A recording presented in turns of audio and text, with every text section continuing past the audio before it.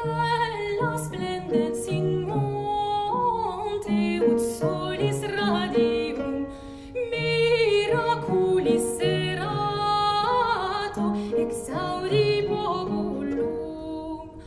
Concurrunt universi gaudentes populi, divides et geni grandes et parvuli, ipsum ingrediutur cemunt oculi, et indere vendutur gratis repleti.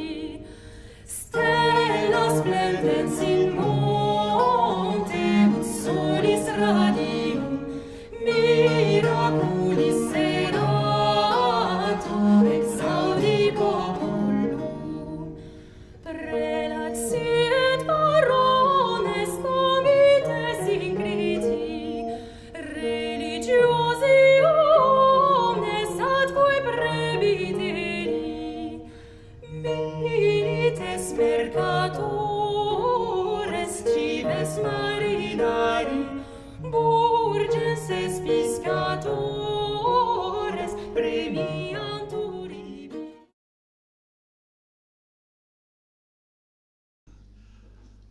Bien, alors, effectivement, j'ai commencé légèrement mon vortrag.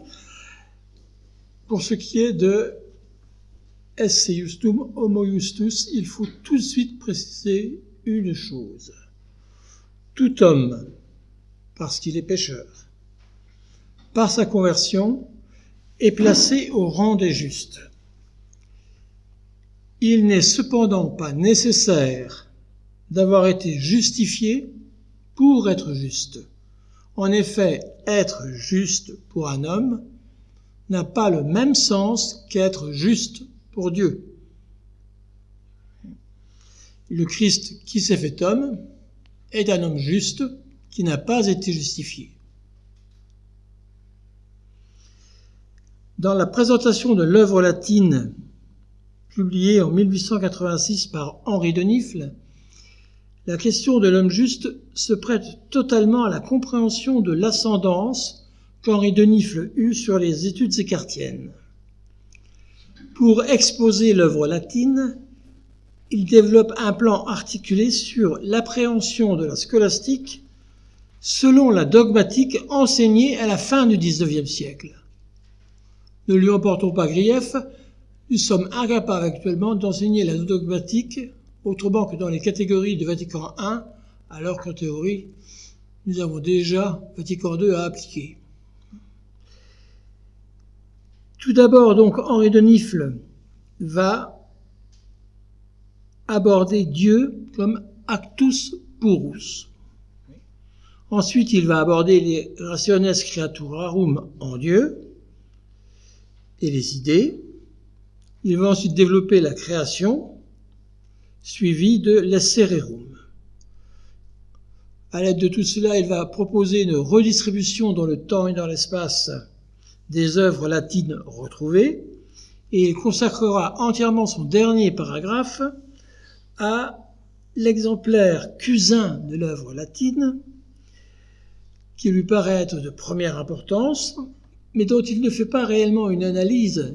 Il en fait surtout une présentation très détaillée, un historique, qui là ne peut pas vieillir. Dans tout cet ensemble, la lecture que fait Henri de Nifle est truffée de citations de l'œuvre de Maître Eckhart, mais elle est donc menée sur des préalables qui n'ont strictement rien à voir avec ni l'œuvre de Maître Eckhart, ni le contexte de cette œuvre.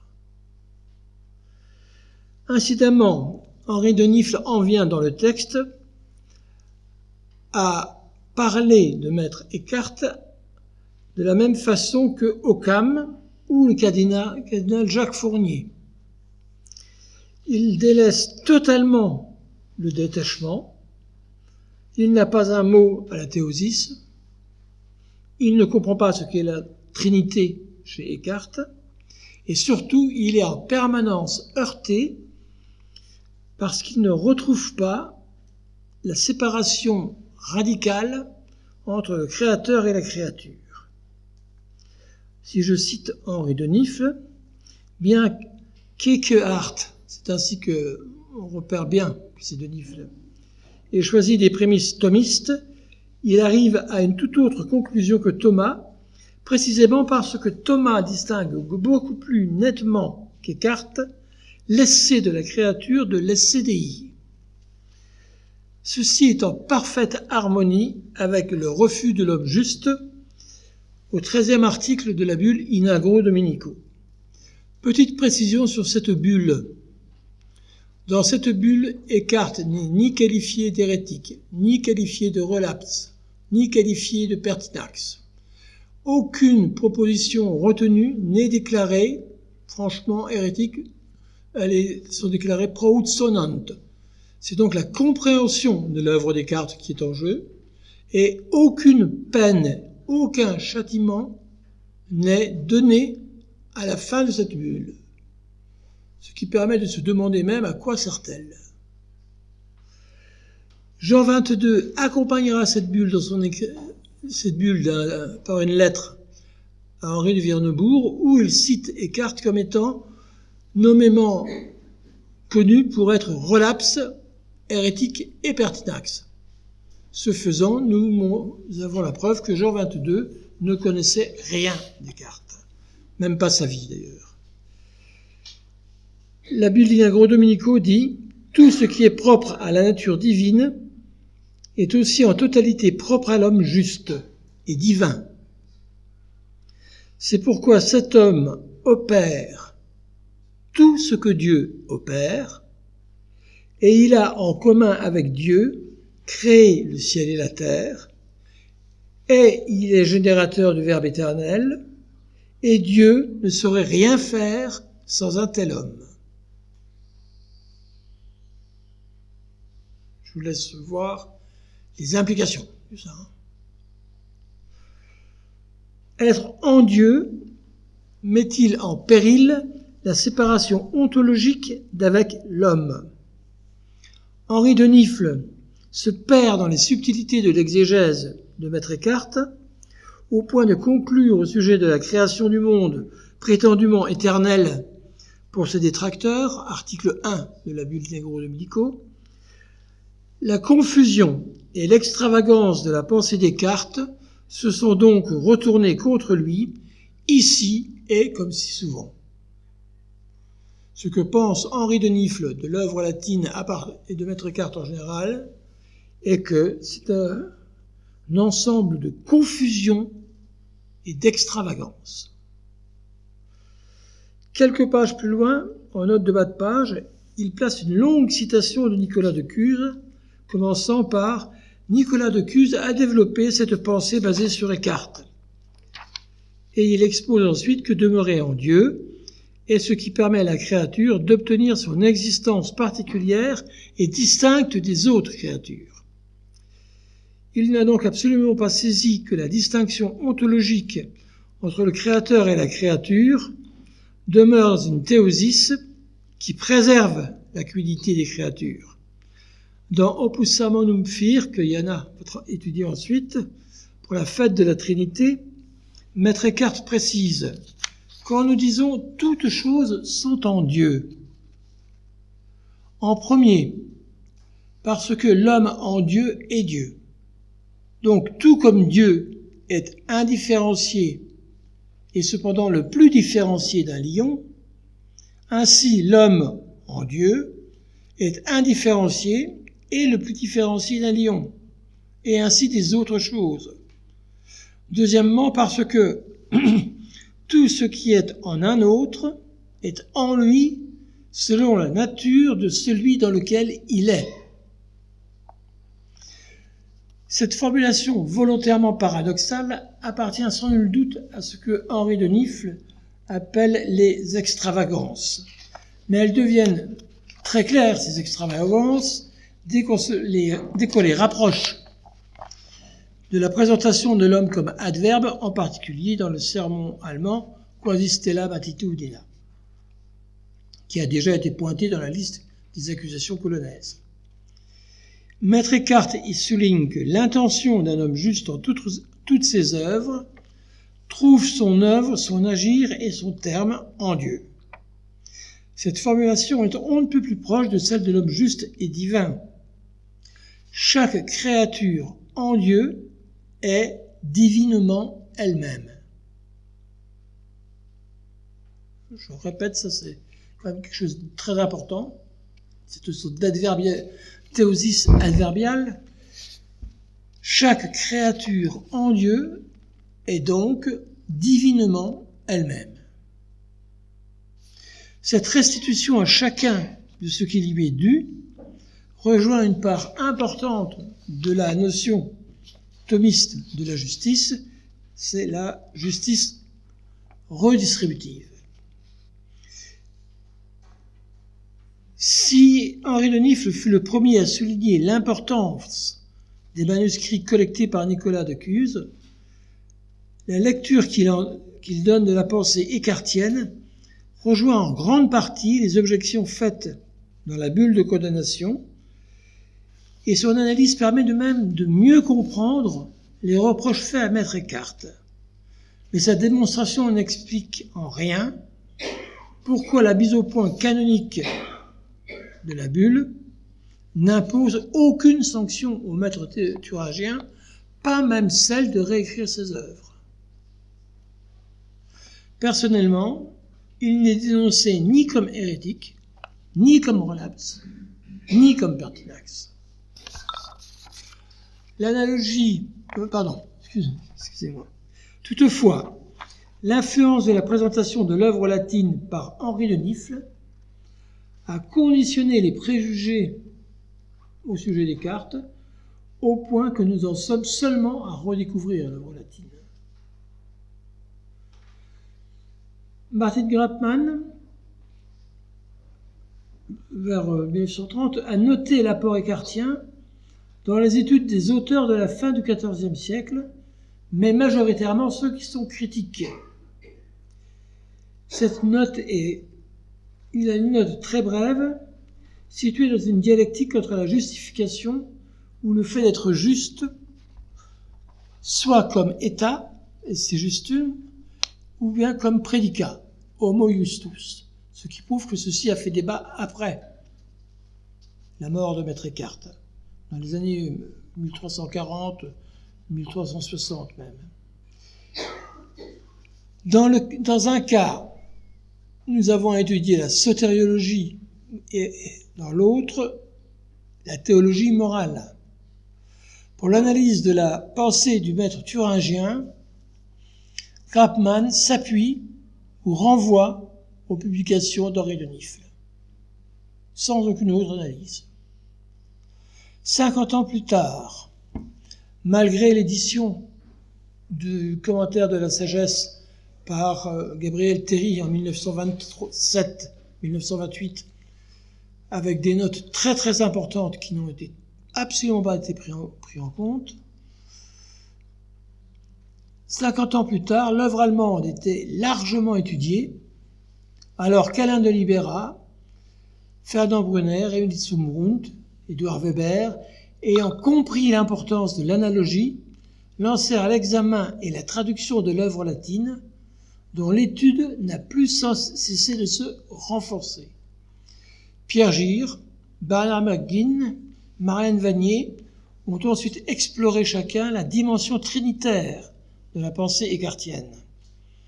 Outre la thèse de Julie Casteide qui cite explicitement la justice en son titre, la biographie concernant l'esse justum et l'homme juste ne comporte guère que 3 articles de très très peu d'intérêt. Les remarques les plus pertinentes à ce sujet se découvrent autour d'une publication, comme dans l'étude de Marianne Vanier sur la théologie trinitaire Descartes, où nous pouvons lire « L'analogie de la justice intervient fréquemment chez Eckhart, tant dans le livre des paraboles de la Genèse que dans son commentaire de la sagesse et dans quelques sermons. Elle lui permet de voir dans la figure du juste celle de l'Assumptus Homo, de l'être humain accompli dans et par la vie trinitaire. Cette remarque de Madame Vanier comporte beaucoup d'informations que nous allons examiner en détail et dans l'ordre même où elles ont été énoncées. Un premier axe, examiné en détail par les études qui ont été extraits du mépris de l'œuvre latine, demande à être précisé. L'importance de l'analogie dans l'appréhension de l'homme juste. De façon de manière générale. L'analogie s'applique de façon tout autant particulière qu'impérative pour ce qui est de l'homme juste.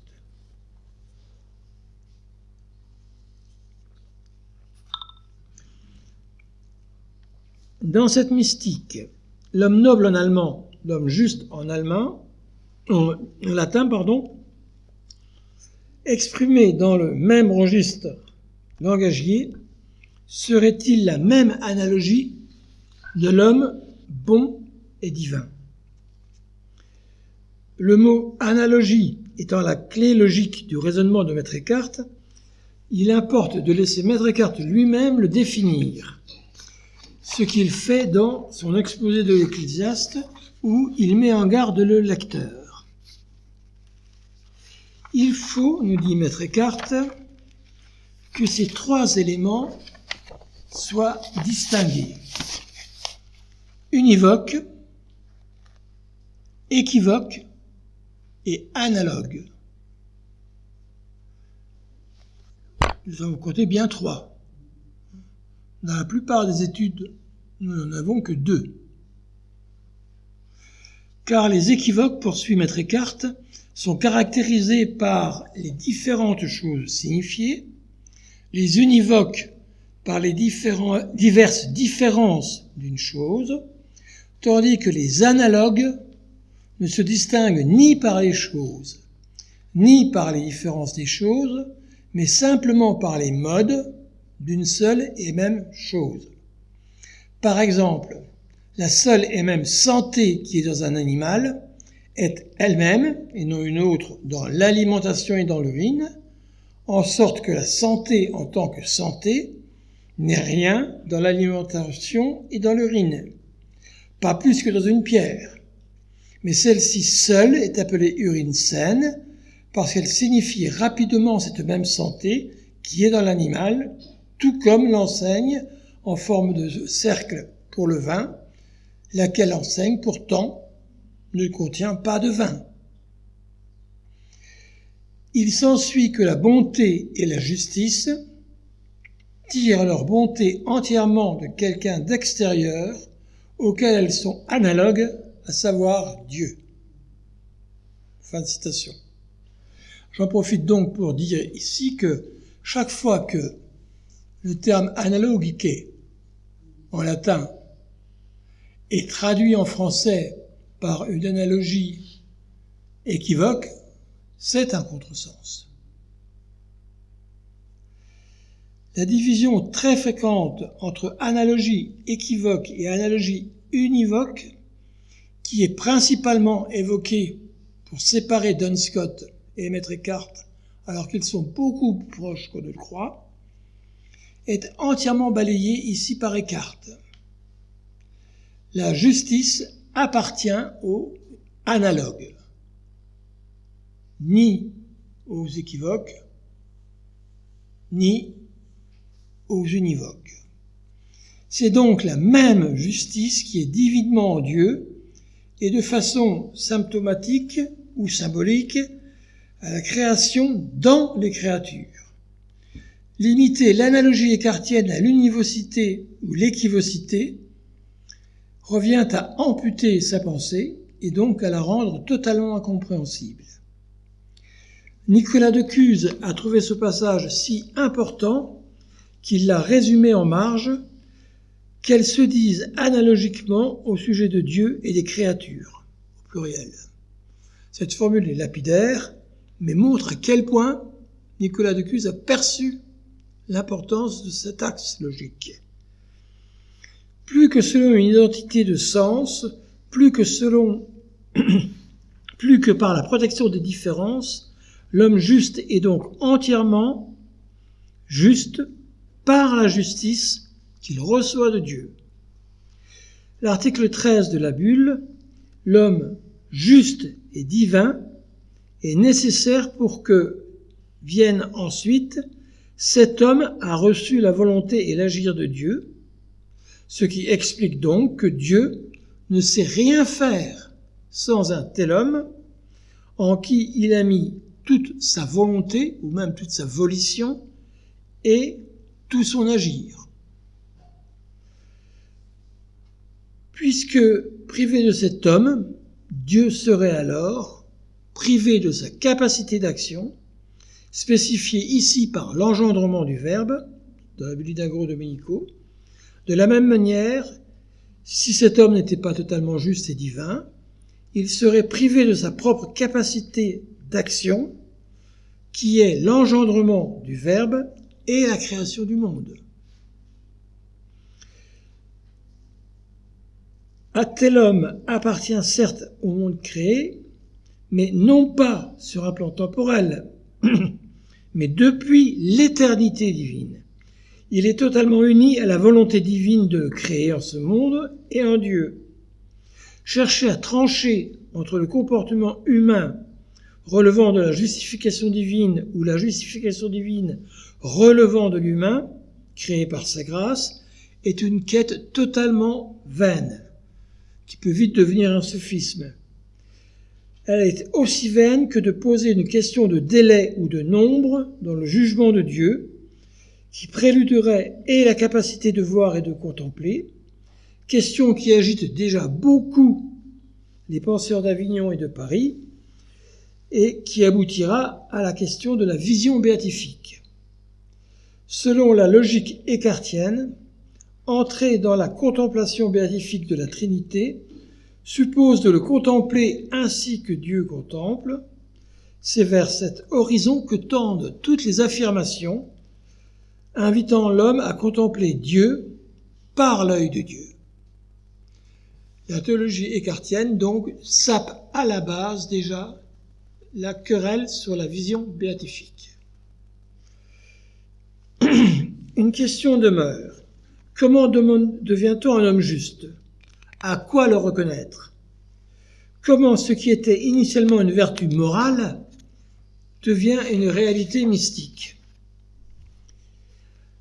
C'est ici que nous avons une grande dette envers Jean-Claude Lagarrigue, surtout en français, car Maître Eckhart détaille longuement dans l'exposition du livre de la sagesse, au chapitre 5, verset 15, sur 10 pages, dans l'édition française, pages 386 à 396, les 4 caractéristiques de l'homme juste. La longueur de ce texte contraint à ne souligner que les points les plus importants, mais il est central pour comprendre la sotériologie et l'eschatologie écartienne. J'ai bien dit sotériologie car, très souvent, on peut avoir l'impression qu'il n'y a pas de sotériologie chez Maître Eckhart.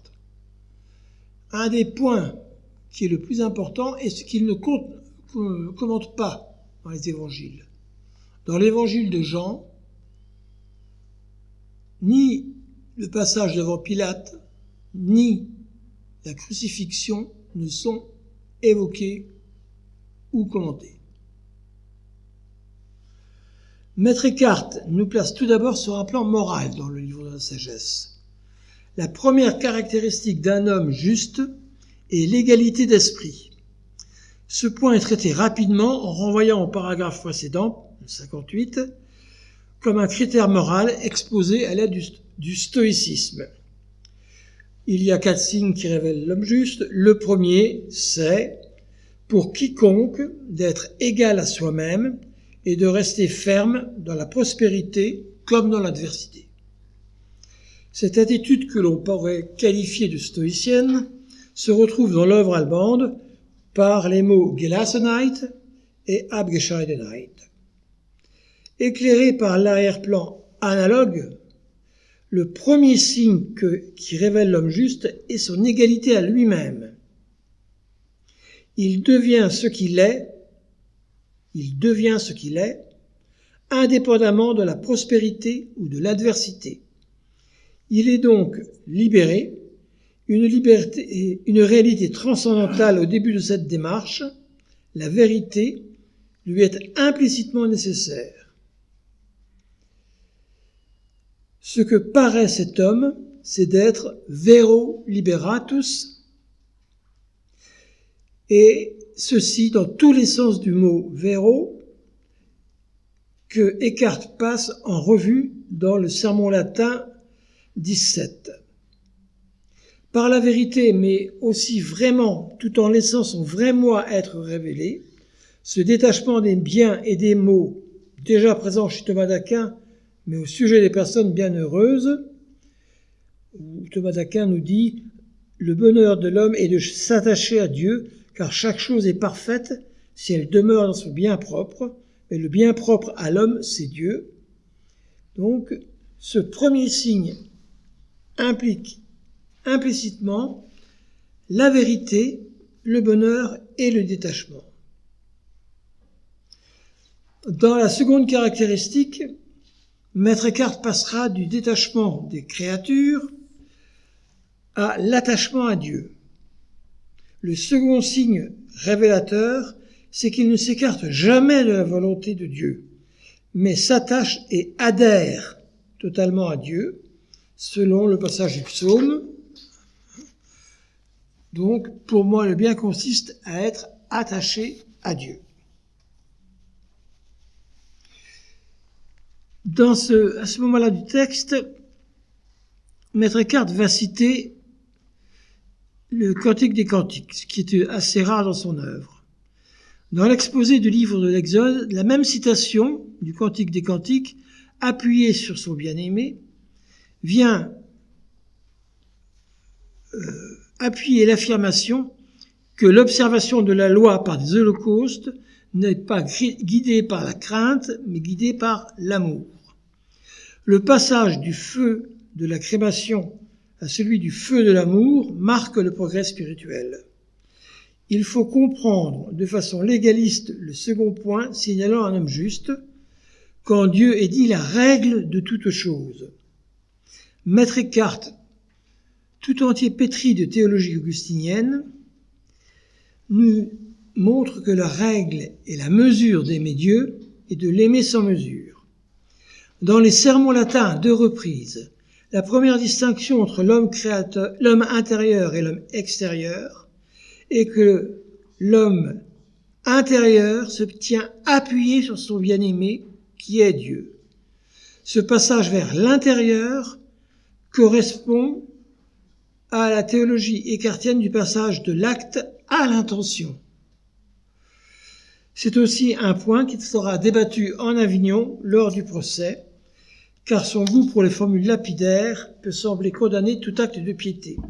Il n'en est absolument rien, comme le montre le 3e signe distinctif. Le 3e signe, c'est qu'il donne à chacun ce qui lui revient, car c'est cela la justice. Il faut remarquer ici que l'homme doit à Dieu l'honneur dans l'œuvre entreprise, au bienheureux la joie dans la patrie, au prochain la correction ou l'édification, et au défunt l'assistance. Le domaine de la justice comme vertu morale n'est toujours pas dépassé. On retrouve ici tout l'héritage thomasien de la justice. Mais désormais, pour que les 3 signes aboutissent à la même logique, ces actions qui sont le règlement de dette touchent au cœur de ce qu'est l'homme dans son rapport à Dieu et aux autres hommes. Le 4e signe va insister sur cette vie vertueuse. Quant au 4e, enfin, l'homme juste doit assistance à celui qui est au purgatoire. C'est une pensée saine et pieuse de supplier Dieu pour les défunts afin qu'ils fussent absous de leurs péchés.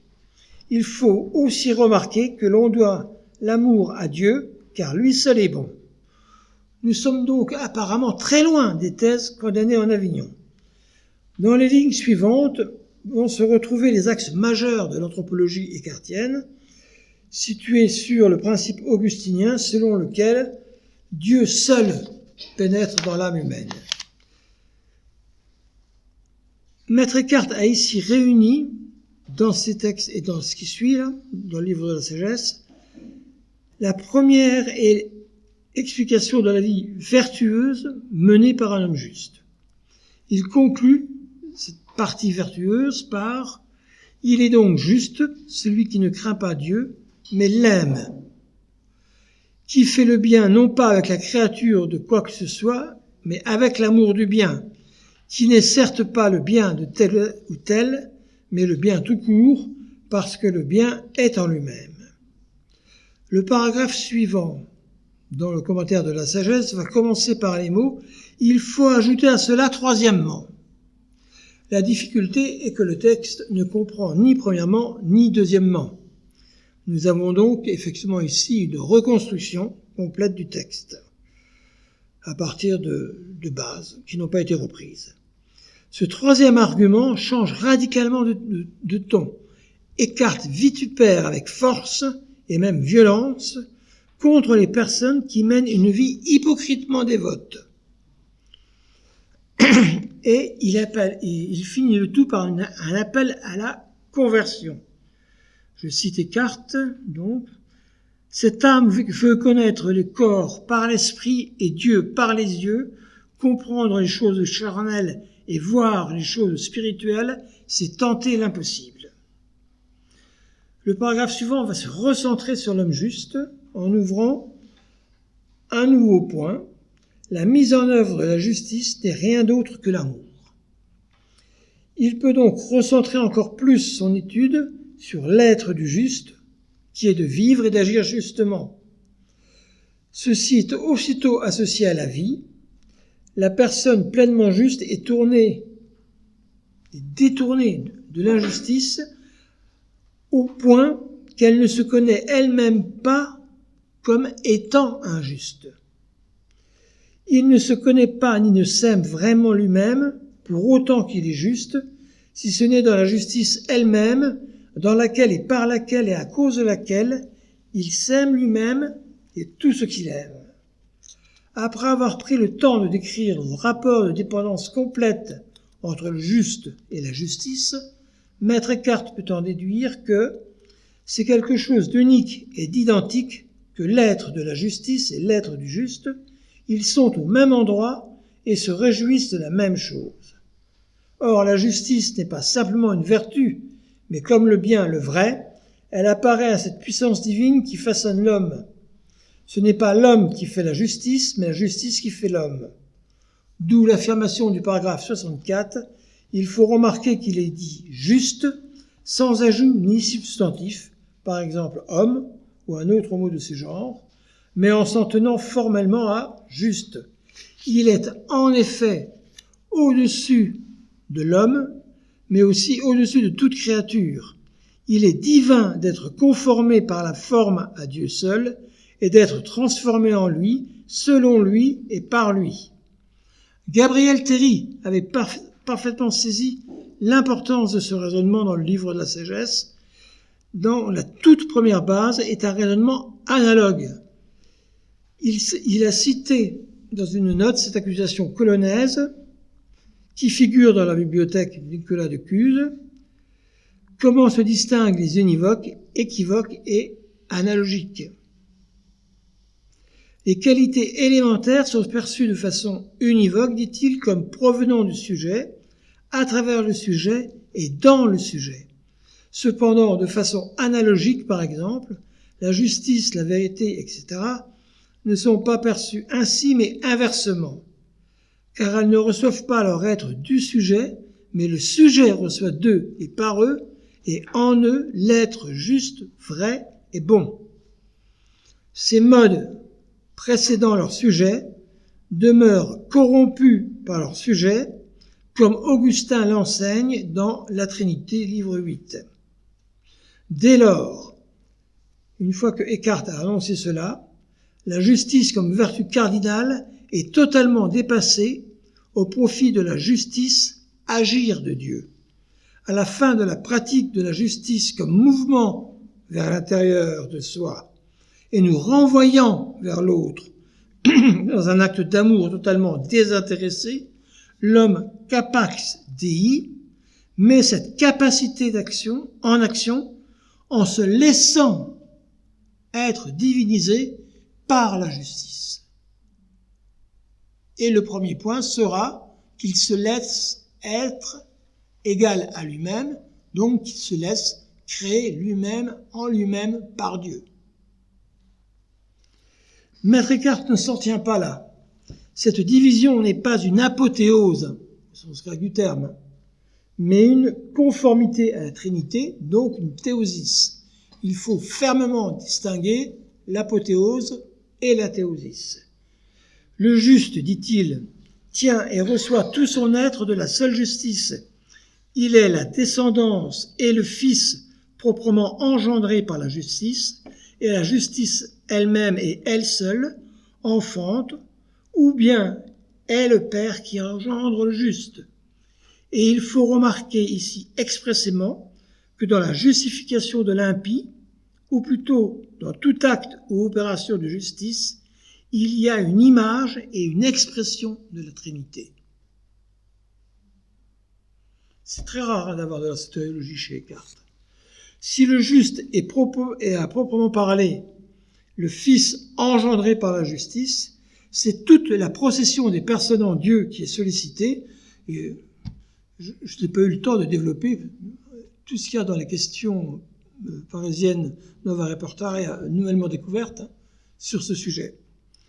Maître Eckhart nous rappelle donc dans son commentaire de la sagesse que en tout acte ou œuvre de justice, et pas seulement dans la justification même de l'impie, brille le Père qui engendre, le Fils qui est engendré, et l'Esprit Saint qui procède.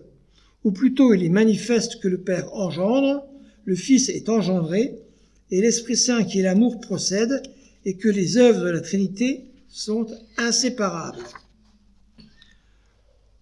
Ainsi, en parlant simplement d'une personne pratiquant la justice avec sincérité, Maître Eckhart montre qu'une telle personne, en persévérant dans cette voie, aboutira à vivre tout d'abord une conversion qui détournera son regard de tout ce qui n'est pas justice.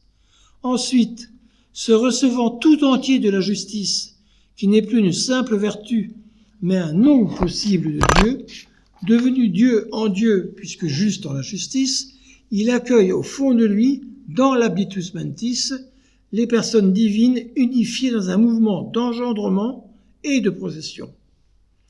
En note de l'édition de l'exposé du livre de la sagesse de Gabriel Terry, nous pouvons lire « Les perfections spirituelles, comme la justice et la bonté, n'existent pas par le sujet dans lequel elles inèrent, bien au contraire, ce sont elles qui donnent l'existence à leur sujet en tant qu'ils participent à ces perfections. L'homme est juste par la justice, c'est la justice qui le fait être juste. » Cette doctrine Descartes a été incriminée par les juges de 1326. Bernard Marguin reprend à son tour ce mouvement et le replace là où il est le plus à même d'être non pas une bizarrerie sortie d'un maître exalté, mais le fondement d'une théologie mystique.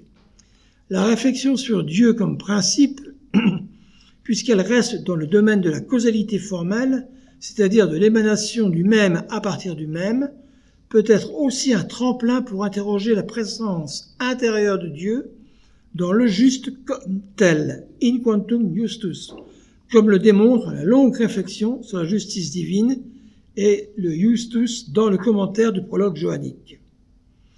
Ce petit article 13 de la bulle in agro Dominico a donc été présent dans tous les commentaires bibliques majeurs de l'Opus Tripartitum. Il n'est plus besoin de démontrer l'importance du proémium de l'évangile de Jean. Il est important cependant de souligner qu'outre l'amour, c'est la justice trinitaire, inengendrée, engendrée et procédante, qui instaure l'homme à la fois comme un aigle, en moyenno-allemand Adel, et un noble, en moyenno-allemand Edel. Et ce, depuis l'éternité divine, qui devient indispensable à Dieu, puisqu'il est créateur et par conséquent glorificateur de l'homme élevé, assumptus, au plus haut degré de l'image ressemblante, c'est-à-dire l'union mystique complète et simple. Ceci au final n'est que justice. Il ne faut pas oublier ici que cette justice aimante déborde de Dieu jusque sur le pécheur. Le texte qui exprime le mieux se trouve dans le livre des paraboles de la Genèse.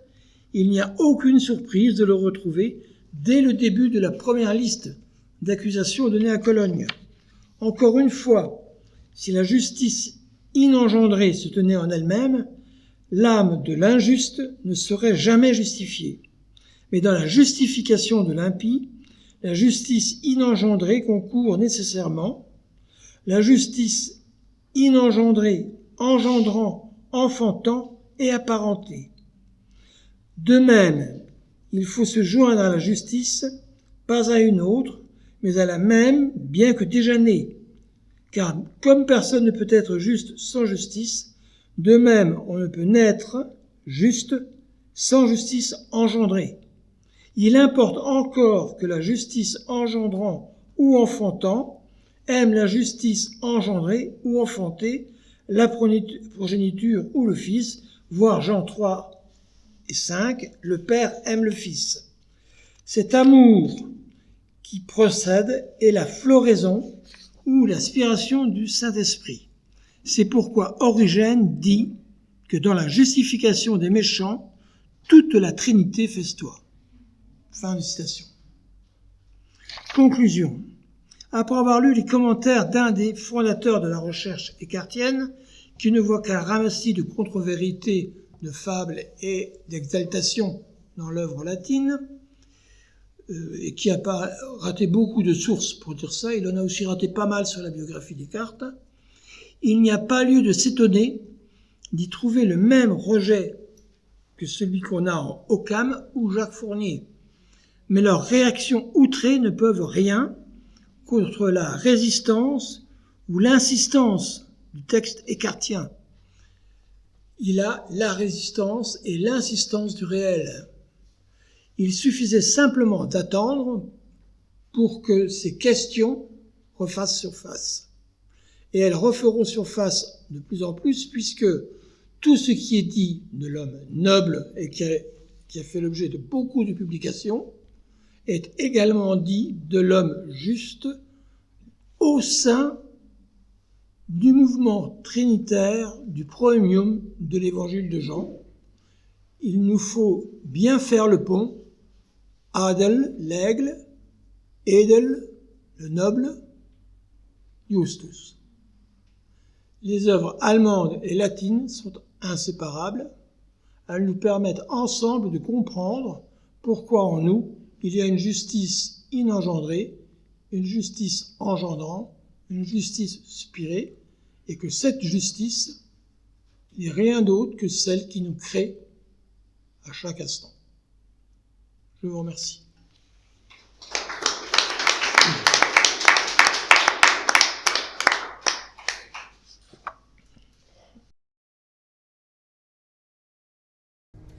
Stella splendens in monte ut solis radium miraculis serato exaudi populum concurrunt universi gaudentes populi divides et geni grandes et carvuli ipsum ingrediutur